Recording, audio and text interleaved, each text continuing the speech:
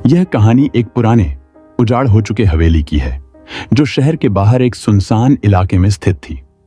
इस हवेली का नाम था रुद्रगढ़। कई सालों से यह हवेली वीरान पड़ी थी क्योंकि वहां जाने वाले लोग कभी वापस नहीं लौटते थे। लोग कहते थे कि इस हवेली में एक आत्मा का वास है जो बेहद क्रूर और भयानक थी। वर्षों पहले इस हवेली में एक अमीर जमींदार ठाकुर बलवंत सिंह अपने परिवार के साथ रहता था। ठाकुर बहुत ही निर्दयी और क्रूर व्यक्ति था।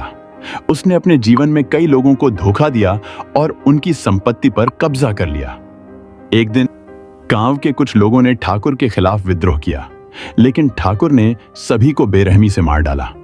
मरने से पहले उन लोगों ने ठाकुर को श्राप दिया कि उसकी आत्मा हमेशा इस हवेली में भटकती रहेगी। समय बीतता गया, ठाकुर और उसका परिवार धीरे धीरे गायब हो गए। कहा जाता है कि एक एक करके सभी की रहस्यमय तरीके से मौत हो गई। ठाकुर की आत्मा उस हवेली में फंस गई और वहां से कोई भी बाहर नहीं जा सका। कई सालों बाद एक युवा पत्रकार, नाम था रोहित, इस हवेली की कहानी सुनकर वहां की सच्चाई जानने के लिए उत्सुक हुआ।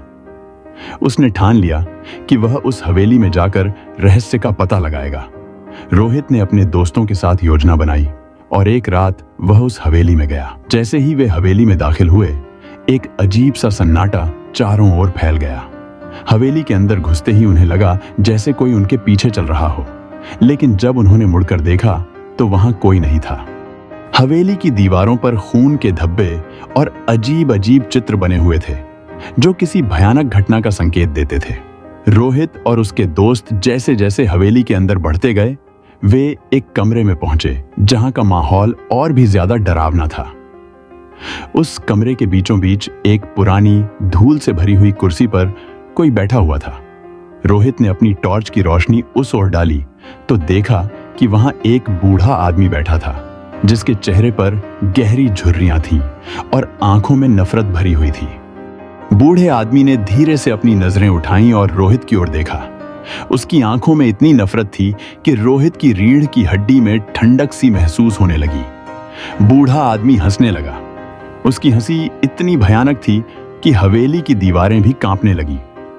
उसने रोहित की ओर इशारा किया और बोला, तुम्हारा समय आ गया है। रोहित और उसके दोस्त समझ गए कि यह वही ठाकुर की आत्मा है जो अब तक इस हवेली में भटक रही है। उन्होंने वहां से भागने की कोशिश की, लेकिन दरवाजे अपने आप बंद हो गए। चारों ओर अंधेरा छा गया और हवेली में गूंजने लगी ठाकुर की हंसी। कहा जाता है कि उस रात के बाद रोहित और उसके दोस्तों को किसी ने नहीं देखा। गांव के लोगों ने बाद में हवेली की जांच की, लेकिन वहां कुछ नहीं मिला। हवेली आज भी वैसे ही खड़ी है, लेकिन अब वहां जाने की हिम्मत कोई नहीं करता। लोग कहते हैं कि रात के समय हवेली से आज भी ठाकुर की हंसी की आवाजें सुनाई देती हैं और वह आत्मा अब भी अपने अगले शिकार की तलाश में है।